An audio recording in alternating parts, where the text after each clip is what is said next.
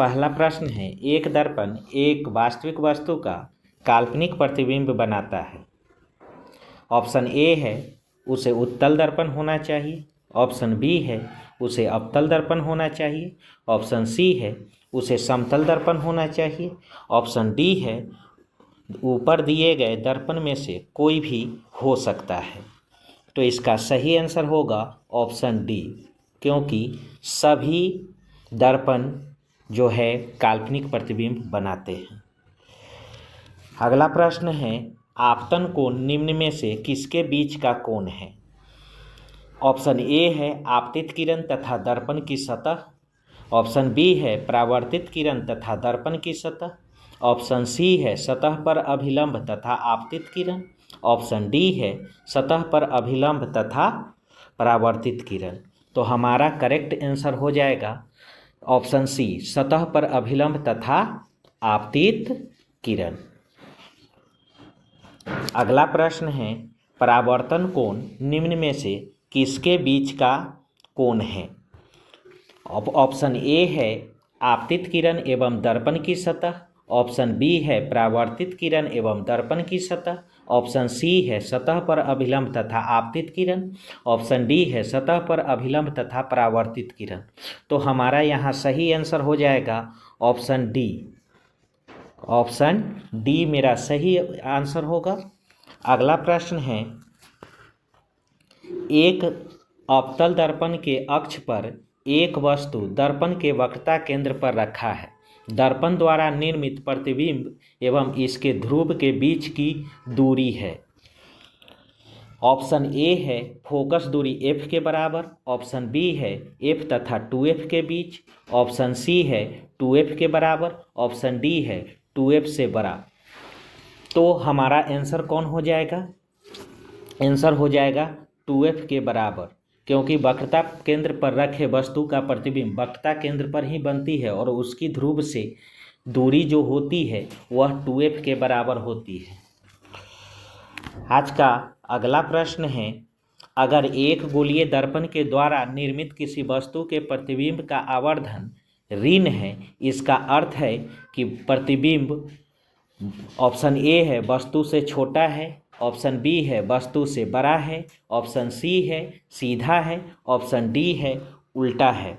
तो जी यहाँ ऋणात्मक का अर्थ होता है कि प्रतिबिंब उल्टा है। ऋणात्मक का अर्थ क्या है? प्रतिबिंब उल्टा है। आंसर हमारा कौन सही हुआ? ऑप्शन डी सही हुआ। अगला प्रश्न है, अगर किसी गोलीय दर्पण के वक्रता केंद्र से आपतित किरण गुजरती है तब परावर्तित किरण ऑप्शन ए है ध्रुव से गुजरेगा, ऑप्शन बी है फोकस से गुजरेगा, ऑप्शन सी है इस पाथ का अनुगमन करेगा, ऑप्शन डी है मुख अक्ष के समानांतर हो जाएगा। तो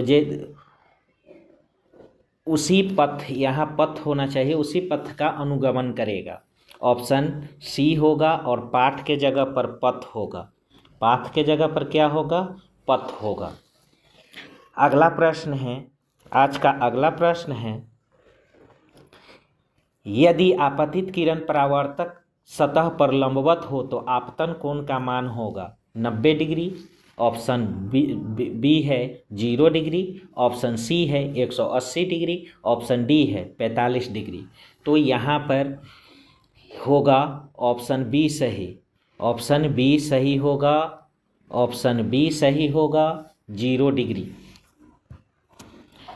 आज का अगला प्रश्न है, एक किरण एक अवतल दर्पण पर आपतित होती है।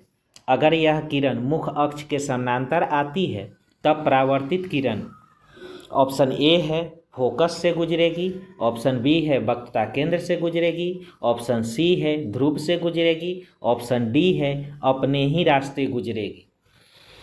तो देखिए यहाँ पर एक किरण अवतल दर्पण पर आपतित होती है। यह किरण मुख अक्ष के समानांतर आती है। समानांतर आएगी तो परावर्तन के बाद फोकस से गुजरेगी। किससे गुजरेगी? फोकस से गुजरेगी। तो ऑप्शन ए हमारा सही है। कौन सही है? ऑप्शन ए हमारा सही है। आज का अगला प्रश्न है, वस्तु से बड़ा प्रतिबिंब प्राप्त करने के लिए आप किस प्रकार के दर्पण का उपयोग करेंगे? ऑप्शन है एक उत्तल दर्पण लेकिन अवतल नहीं, एक अवतल दर्पण लेकिन उत्तल नहीं, या तो उत्तल दर्पण या अवतल दर्पण। ऑप्शन डी है एक समतल दर्पण। तो देखिए, समतल दर्पण बराबर प्रतिबिंब बनाता है, उत्तल दर्पण छोटा प्रतिबिंब बनाता है, अवतल दर्पण बड़ा प्रतिबिंब बनाता है। अतः आपका आंसर बी सही होगा। एक अवतल दर्पण लेंगे बड़ा प्रतिबिंब प्राप्त करने के लिए। आज का अगला प्रश्न है, अवतल दर्पण के प्रधान अक्ष पर 2 सेंटीमीटर आकार की एक वस्तु लंबवत रखी हुई है। दर्पण से वस्तु की दूरी दर्पण के वक्रता केंद्र के बराबर है। प्रतिबिंब का आकार होगा। ऑप्शन ए है 0.5 सेंटीमीटर का, ऑप्शन बी है 1 सेंटीमीटर का, ऑप्शन सी है 1.5 सेंटीमीटर का, ऑप्शन डी है 2 सेंटीमीटर का। तो देखिए, प्रधान अक्ष पर 2 सेंटीमीटर आकार की वस्तु रखी हुई है। दर्पण से वस्तु की दूरी दर्पण के वक्रता केंद्र के बराबर है, अर्थात वस्तु दूरी जो है वह वक्रता केंद्र पर है और वक्रता केंद्र पर बराबर प्रतिबिंब बनते हैं और बराबर प्रतिबिंब बनेंगे तो आंसर हमारा कौन सही हो जाएगा? ऑप्शन डी सही हो जाएगा। कौन सही होगा? ऑप्शन डी सही हो जाएगा, क्योंकि वक्रता केंद्र पर रखे प्रतिबिंब का बराबर प्रतिबिंब बनाता है लेकिन उल्टा बनाता है। आज का अगला प्रश्न है, दाढ़ी बनाने में कौन दर्पण उपयुक्त होता है? दाढ़ी बनाने में कौन दर्पण उपयुक्त है? पहला ऑप्शन है समतल, दूसरा ऑप्शन है उत्तल, तीसरा ऑप्शन है अवतल और चौथा ऑप्शन है इनमें से कोई नहीं। कौन सही होगा? तो देखिए, दाढ़ी बनाने के लिए उस दर्पण का उपयोग किया जाता है जो बड़ा प्रतिबिंब बनाए, अतः हमारा आंसर सही कौन होगा? अवतल। अवतल जो है बड़ा प्रतिबिंब बनाता है। आज का अगला प्रश्न है, प्रकाश के परावर्तन के कितने नियम हैं? तो प्रकाश के परावर्तन के 2 नियम होते हैं और आंसर कौन सही होगा?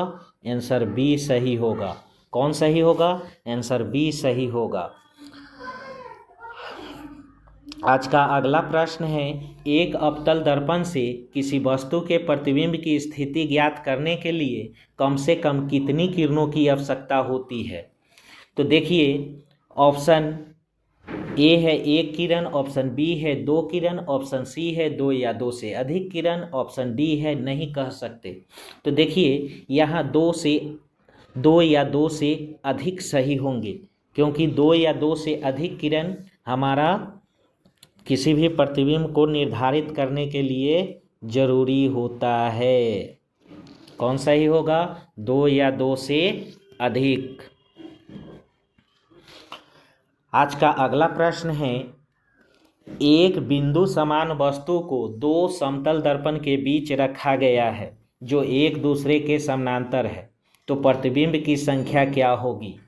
ऑप्शन ए है 5, ऑप्शन बी है अनंत, ऑप्शन सी है 0, ऑप्शन डी है इनमें से कोई नहीं।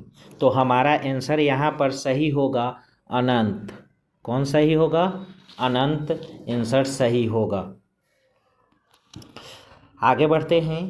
आज का अगला प्रश्न है, एक अवतल दर्पण में वस्तु की स्थिति फोकस और ध्रुव के बीच है तो प्राप्त प्रतिबिंब होगा।